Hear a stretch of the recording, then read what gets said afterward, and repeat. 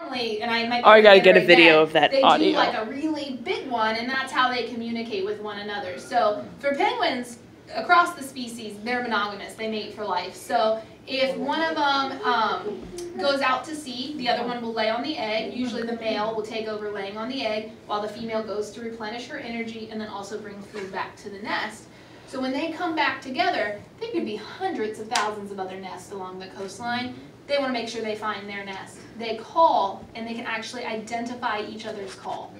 So it's pretty impressive. Now, I can't do that with Anchovie, so she wears a little green bracelet in case we ever need to take that off. She also has little black speckles on her belly, and that's like a penguin fingerprint. Do you guys see all this? Yeah. It's baby behavior. She's 8 years old. She's in no way a baby, but she thinks she is. So this is a very submissive baby behavior. She likes her butt scratched. Oh my God. She'll do the little head nod, which is a feeding behavior that she would have done when she was little.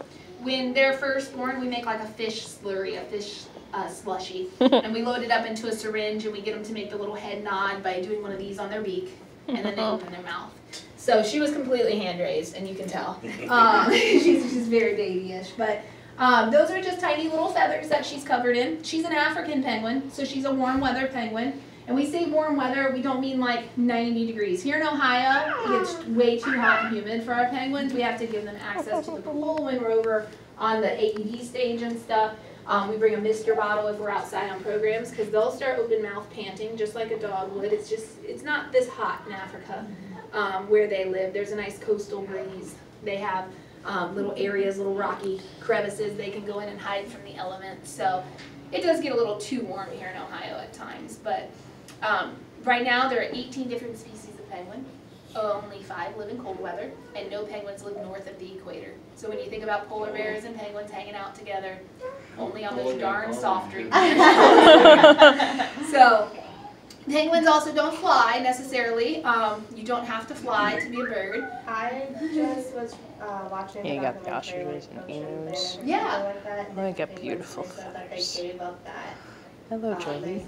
I forget what word they said, but they made it sound like they used to fly. Yeah, so if we talk about evolutionary history of all animals, we can trace it back to ancestors that maybe had that ability, and for some reason or another, they fill a certain niche in their environment and don't necessarily need that. So they're flying for swimming. Yeah, so there are other flying shorebirds that eat things other than the penguin, which would eat things that they find by swimming in the ocean.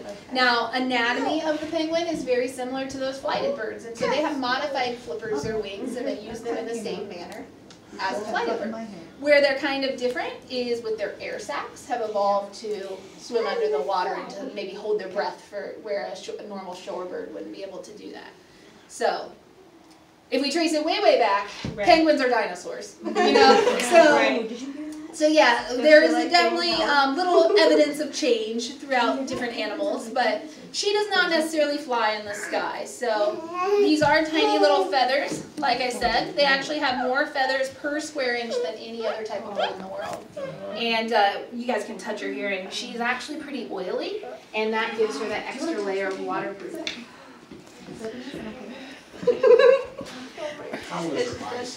So penguin eyesight under the water is pretty magnificent. They have what we call binocular vision, so they can see pretty decent under the water. It's not horrible on land. Do you want to touch her? Did you say she has binocular vision? Yeah, so they have what's called a nictitating membrane, that extra swim goggle.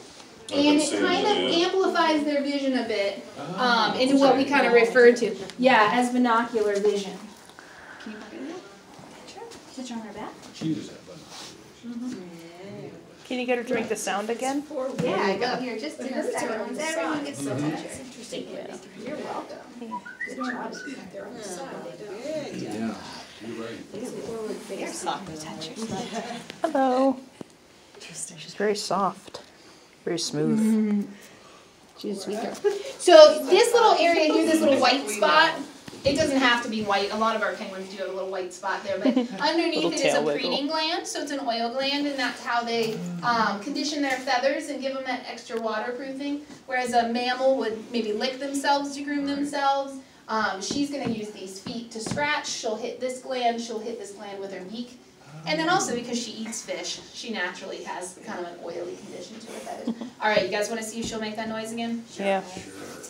You want to make that noise?